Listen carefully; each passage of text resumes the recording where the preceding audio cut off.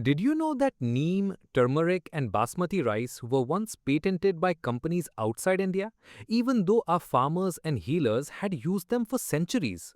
Today we are going to look at traditional knowledge, how India protects it through TKDL, the Biodiversity Act 2002, and the Nagoya Protocol. Let's get started. Let's begin by understanding what traditional knowledge actually means.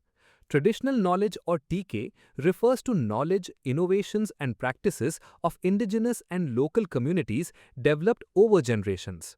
So essentially, it's wisdom that's been passed down, not something invented overnight. TK encompasses agricultural practices, medicinal plants, ecological knowledge, biodiversity management, and cultural expressions. That's a fairly wide scope. It's not limited to just farming, it touches medicine and culture too. It is increasingly recognized as a valuable asset requiring legal protection against misappropriation or biopiracy. We'll talk more about biopiracy in a bit, so keep that word in mind. India is one of the world's most TK-rich nations, home to thousands of years of agricultural and medicinal knowledge. Now, let's look at how WIPO and the CBD formally define this. According to WIPO, TK refers to tradition-based literary, artistic or scientific works, performances, inventions, scientific discoveries, designs, marks, names and symbols, undisclosed information, and all other tradition-based innovations and creations resulting from intellectual activity in the industrial, scientific, literary or artistic fields.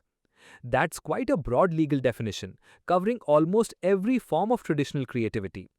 And under the CBD, Article 8J, it's defined as knowledge, innovations and practices of indigenous and local communities embodying traditional lifestyles relevant for the conservation and sustainable use of biodiversity.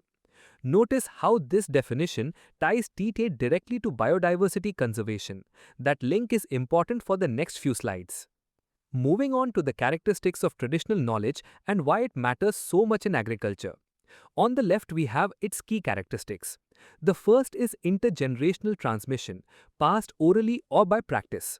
Next, it's community-owned, not individual property. So, unlike a patent, no single person can claim it. It's also dynamic and evolving, not static or frozen in time. Context-specific, linked to particular ecosystems and cultures.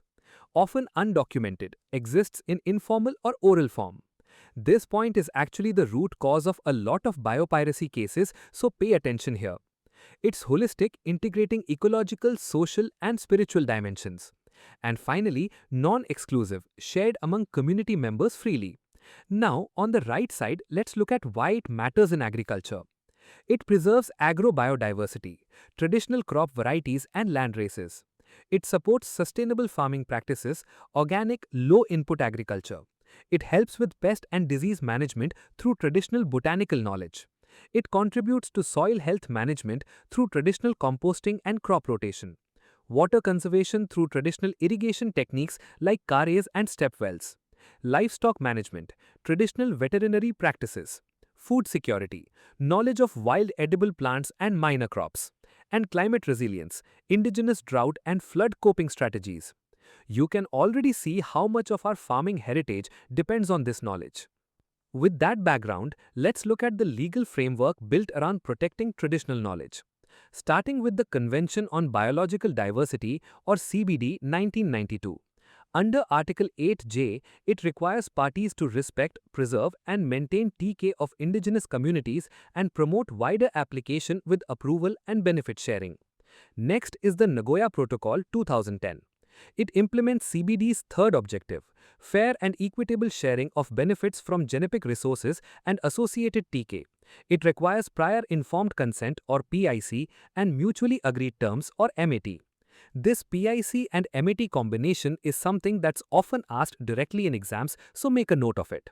Then we have the TRIPS Agreement, Article 27.3.b. It allows exclusion of plants and animals from patentability, but requires protection of plant varieties, and this creates a certain tension with TK protection. Coming to Indian law, the Biological Diversity Act 2002. It regulates access to biological resources and TK.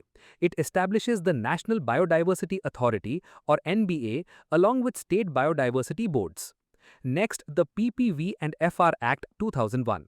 It protects farmers' rights including the right to save, use, sow, resow, exchange, share or sell farm produce including seeds of protected varieties. And finally, the WIPO IGC, the Intergovernmental Committee on Genetic Resources, TK and Folklore, which is currently negotiating an international legal instrument for TK protection. This table is a favorite for exam questions, so it's worth revising this slide again before your test.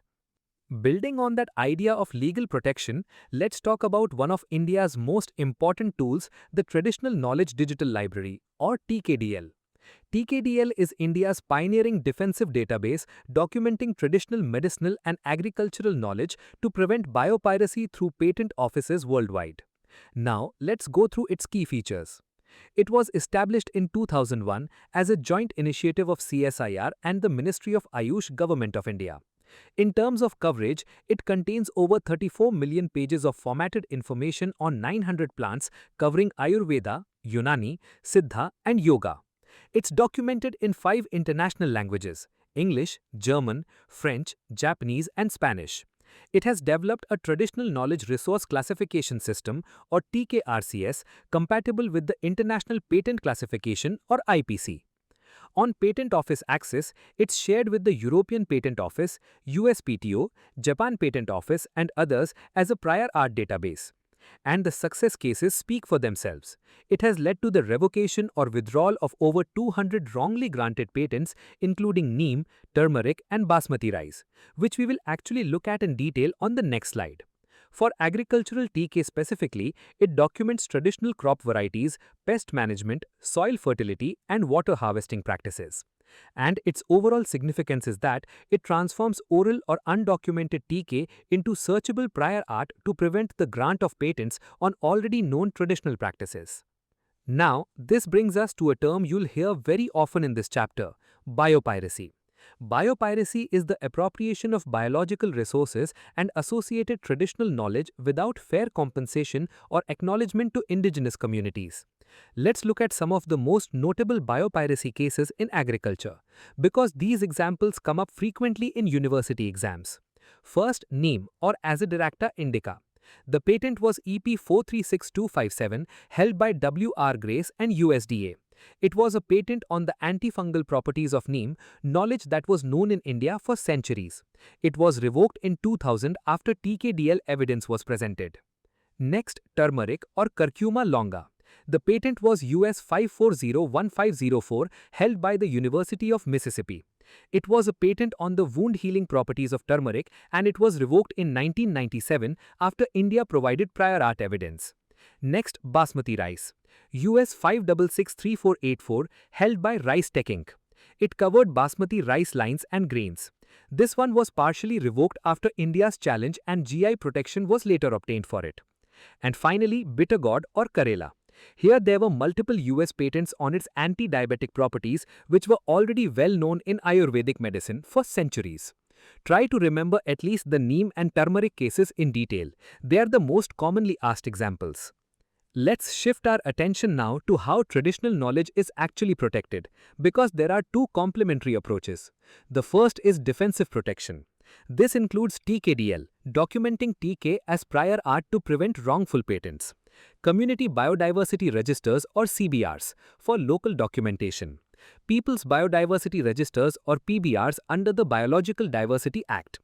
Geographical indications, or GI, for example Darjeeling tea and Basmati rice, and opposition proceedings at patent offices using TK evidence. The second approach is positive or proactive protection. This includes sui generis systems, special legislation for TK protection. The PPV and FR Act 2001, Farmers' Rights to Traditional Varieties. Benefit sharing under the Nagoya Protocol through ABS mechanisms. Prior informed consent, or PIC, requirements under CBD and NBA, and community trademarks and collective marks for TK products. Now, let's also look at the role of National Biodiversity Authority, or NBA. It regulates access to biological resources and TK. It approves requests, ensures benefit sharing, and takes action against biopiracy. Think about this. Defensive protection stops misuse after the fact, while positive protection tries to build rights in advance. That distinction is a common exam question. Let's continue with some real-world applications and case studies of TK in agriculture. On the application side, we have land races and traditional crop varieties maintained by farmers for millennia, such as Navara rice and Kala Namak rice. Biopesticides made from Neem, lantana, and Parthenium-based preparations. Biofertilizers, traditional rhizobium inoculation practices. Traditional water harvesting through johars, kares, and tank irrigation. Agroforestry systems, traditional multi-cropping knowledge. And veterinary practices, traditional animal health management. Now let's look at three important case studies. First, the Kani tribe and Arogyapacha in Kerala. TBGRI documented the TK of the Kani tribe on the Arogyapacha plant, licensed it to a pharma company, and the tribe received 50% of the royalties, a landmark benefit-sharing model. This case is extremely important, so remember it well. It's one of the most cited benefit-sharing examples in India. Next, Basmati GI protection. India obtained a GI tag for Basmati rice, protecting the traditional knowledge of farmers in specific geographical regions from misappropriation. And finally, PPV FR, Farmer Variety Registration. Traditional varieties like Pokali rice from Kerala and Navara rice have been registered under the PPV FR Act, protecting farmers' rights to TK-based varieties. Finally, let's wrap up with the challenges, conclusion, and references. Starting with the challenges and future scope. There is no binding international TK protection instrument yet. There's difficulty in defining community ownership within legal frameworks. Documentation is incomplete. Vast amounts of TK are still undocumented. There's a tension between TK protection and open access to knowledge. A digital divide exists. Many communities lack access to TKDL or similar databases. Climate change is threatening TK holder communities, and WIPO IGC negotiations are still ongoing, needing consensus. Now, coming to the conclusion, traditional knowledge is a vital resource for sustainable agriculture and biodiversity conservation. India has taken global leadership through TKDL, NBA, and the PPV FR Act. Defensive and positive protection mechanisms must work together. Benefit sharing, or ABS, is critical for equitable outcomes. An international legally binding instrument is urgently needed, and TK holders must be central partners in any protection framework. That's a quick summary of everything we've covered today: traditional knowledge, TKDL, biopiracy cases, and how India protects its agricultural heritage. If you found this lecture helpful, like the video, subscribe to the channel, and share it with a friend who needs this too. Drop your questions in the comments. I'll see you in the next lecture. Thank you.